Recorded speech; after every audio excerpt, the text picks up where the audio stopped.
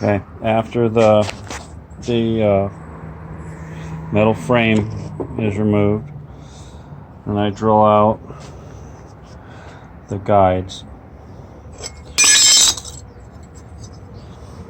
This is what Black Diesel doesn't show. This is what one of the things that I've done differently.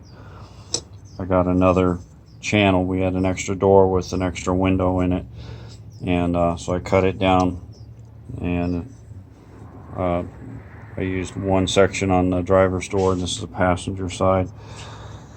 So then I'll weld this on here,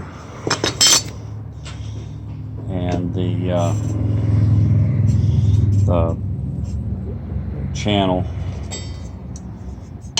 window channel, will get extended as well.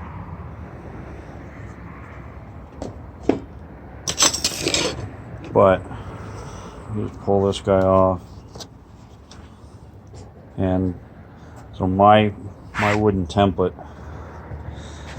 fits right inside here. So that's how I know that the glass is going to fit.